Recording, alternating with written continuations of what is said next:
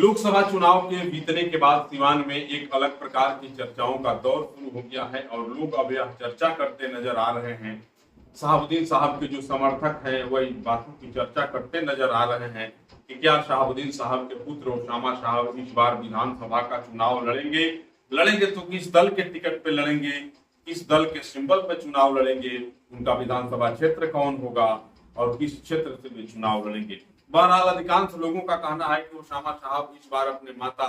हेना साहब के जैसा निर्दलीय विधानसभा का चुनाव लड़ सकते हैं। रघुनाथपुर क्षेत्र से जो है वह निर्दलीय विधानसभा के प्रत्याशी के रूप में अपना भाग्य आजमा सकते हैं। रघुनाथपुर विधानसभा क्षेत्र पे सबकी नजर इसलिए टिकी है, शहाबुद्दीन साहब के समर्थक रघुनाथपुर विधानसभा क्षेत्र को सर्वाधिक रूप से इसलिए श्रेय दे रहे हैं, पसंद कर रहे हैं कि इस बार सिवान के तमाम विधानसभा क्षेत्रों में हेना साहब चुनाव हारी जीती, लेकिन सबसे ज्यादा मत अगर मिला और तमाम उम्मीदवारों को हेना साहब ने किसी विधानसभा क्षेत्र में पराजित किया तो वह क्षेत्र था रघुनाथपुर विधानसभा क्षेत्र, जहां से हेना साहब रिकॉर्ड मतों से जीत करके और आगे बढ़ चुकी थी। वही रघुनाथपुर विधानसभा क्षेत्र है जहां से ओसामा साहब के चुनाव लड़ने की बात चल रही है। कुछ राजनीतिक जानकार यह भी कर रहे हैं, विभिन्न स्थानों पर यह भी चर्चा चल रही है कि जनता दल यूनाइटेड के जो नेता हैं, सिवान के पूर्व सांसद कविता सिंह के जो पति हैं अजय सिंह, वे भी जनता दल यूनाइटेड के अर्थात एनडीए के टिकट पर रघुनाथपुर से संभवतः प्रत्याशी हो सकते हैं। इस बात की चर्चा भी दबी जुबान से लोग शहर में कर रहे हैं, लेकिन सच्चाई क्या है यह तो वक्त आने पर ही पता चलेगा। बहरहाल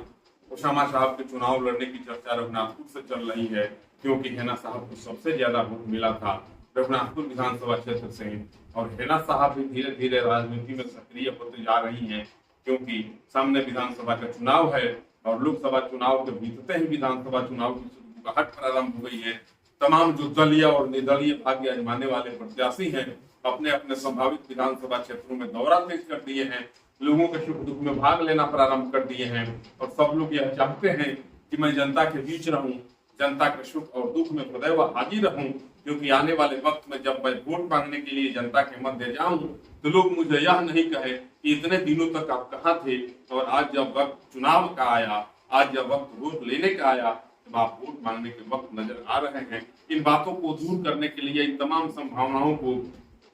एक सिरे से खारिज करने के लिए जितने संभावित प्रत्याशी हैं जो दल से टिकट लेने के फिराक में हैं, वे भी कभी पटना कभी दिल्ली जाते हैं। पटना दिल्ली से जो उनका वक्त बचता है वह वक्त वे क्षेत्र में देते हैं। इसी प्रकार से हेना साहब के पुत्र जो ओसामा साहब हैं, उनकी सक्रियता भी इधर के दिनों में लगातार बढ़ते नजर आ रही है। ओसामा साहब भी लोगों से मिलते हैं, लोगों से बात करते हैं। हेना साहब को भी लोकसभा चुनाव के बाद काफी समय के बाद जो है रॉयल ग्रेट पैलेस में उद्घाटन के समारोह में उनको देखा गया था और हेना साहब जब उस होटल के, उस रेस्टोरेंट के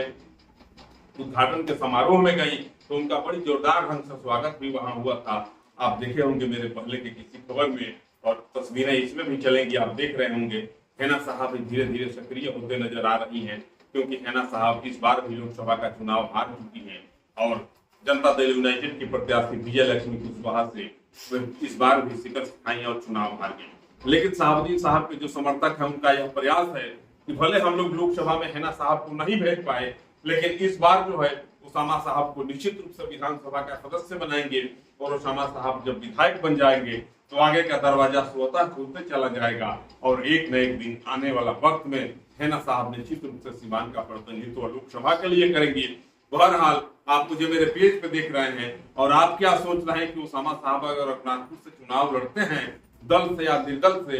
जीत पाएंगे कि नहीं जीत पाएंगे, क्या भविष्य होगा ओसामा साहब का, और ओसामा साहब अगर रघुनाथपुर क्षेत्र को ही चुनते हैं, उसी क्षेत्र को पसंद करके वहां से अगर अपना भाग्य आजमाने का प्रयत्न करते हैं तो कारण क्या होगा आप जरूर बताइएगा। बहरहाल जितनी बातों को मैं बता रहा हूँ आपसे, जितनी बातें मैं कह गया वो तमाम संभावनाओं के गर्भ से निकली हुई बातें हैं। शहर के चौक चौराहों पे जो बातें चल रही हैं आजकल चर्चाओं में, उन्हीं तमाम चर्चा वाली बातों को मैं आप तक रखने का प्रयास किया। ओसामा साहब रघुनाथपुर से चुनाव लड़ेंगे कि नहीं लड़ेंगे, अगर लड़ेंगे तो किस क्षेत्र से लड़ेंगे, किस दल से लड़ेंगे, इस प्रकार की कहीं कोई बात शहाबुद्दीन साहब के परिवार के किसी सदस्यों के द्वारा अभी तक नहीं कही गई है और न वे लोग रघुनाथपुर या किसी क्षेत्र से विधानसभा चुनाव लड़ने की बात कर रहे हैं। उनके परिवार से अभी कहीं कोई जानकारी नहीं दी गई है, न कोई ताल ठोक रहा है चुनाव लड़ने के लिए, लेकिन उनको चाहने वाले शाहवादी जो लोग हैं वे लगातार चर्चा कर रहे हैं इस बार हम लोग ओसामा साहब को विधायक बनाएंगे। बहरहाल आप मुझे मेरे पेज पे देख रहे थे,